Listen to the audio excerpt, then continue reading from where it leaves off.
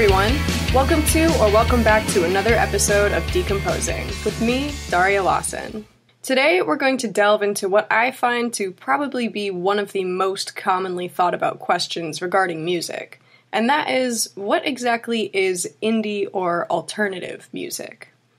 I know, at first this might seem like a tired question, something we might even all be able to quickly denounce, or even have an immediate opinion on. But there's obviously more to it than that. It would be a lot easier to brush off the terms if, say, they were no longer in use. But the description of indie and alternative genres is still widely used in the music world when it comes to purchasing physical music, using streaming sites, or even in settings like award shows. The root of this question is obviously that, well, these are very interesting terms to use, and very vague choices at that. The question is really, how do you fall into or get grouped with the indie alternative sound? What is that sound? So firstly, let's start by looking at the definition of these terms. Indie is the abbreviation for independent, with independent referring to a kind of do-it-yourself approach to music making, and more specifically, being produced independently. So, solo from a record label or commercial subsidiary. So, the key takeaway of this word is that this type of music is expected to be produced through the means of your own funding, creation, and dispersion. This word meaning more about the background of the music than a description of the genre's sound. Onto alternative. This should be the word that's more reflective of the sound of the genre then, right? Well, some more understandable synonyms for the word include different, substitute, and option, which are also extremely vague and potentially describing. Maybe it's more important to look at the definition of alternative music in particular, which is defined as... Actually, I've got to be honest, there are genuinely no accurate definitions out there, like something you would find in a dictionary. There's just interpretations, which only makes sense for the skewed theme of this whole question. So instead, here's a few different interpretations of what alternative music could be defined as. Alternative refers to the genre's distinction from mainstream or commercial rock or pop music.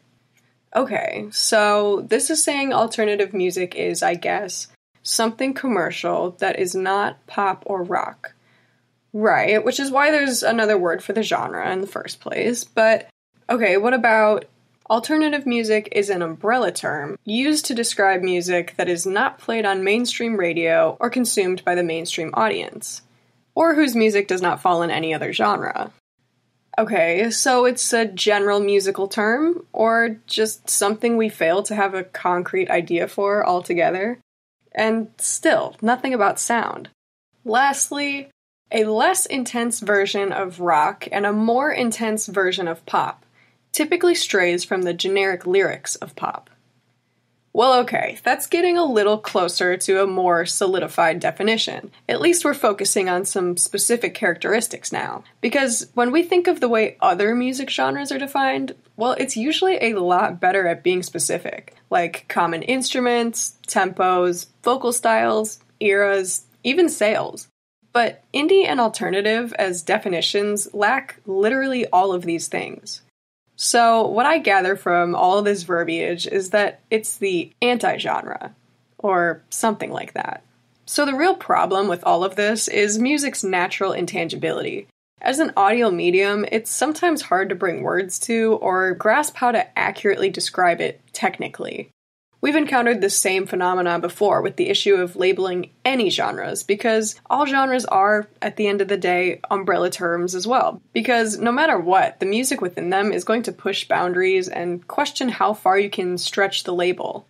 But not all is lost here, right? There are parts of this wording that do make some sense. Obviously, there was a time when the label would help separate the type of music when it came to physical sales.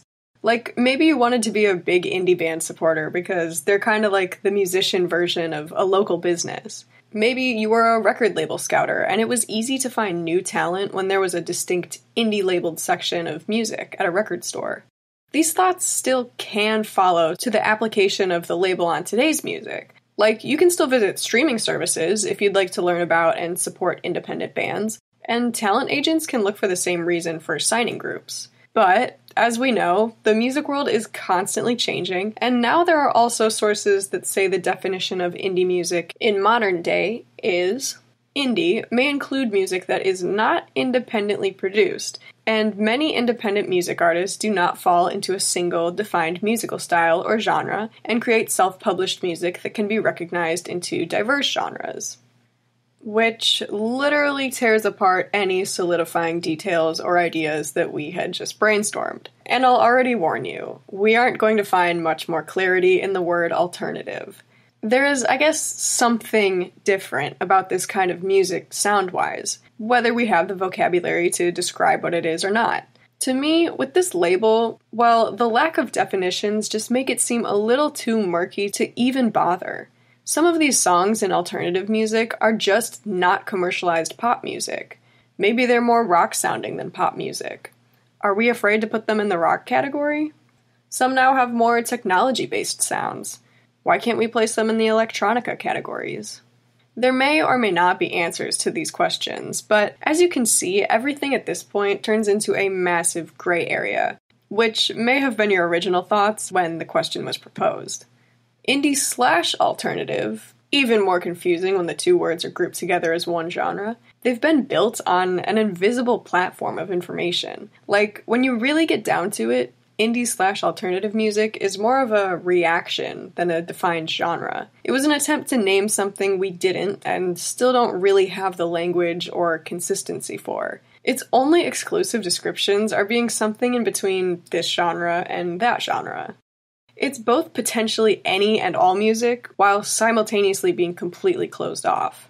I guess the last thing to say is, well, despite the lack of logic, indie/alternative doesn't seem to be harming anyone as a genre, at least.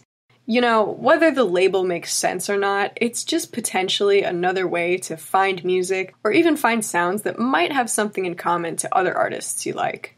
Like I said, it's a fair attempt to make something more or less intangible tangible. I mean, if music is a sound and emotion-based medium, and we just think certain music shares something in common with another, can anyone really argue that subjectivity?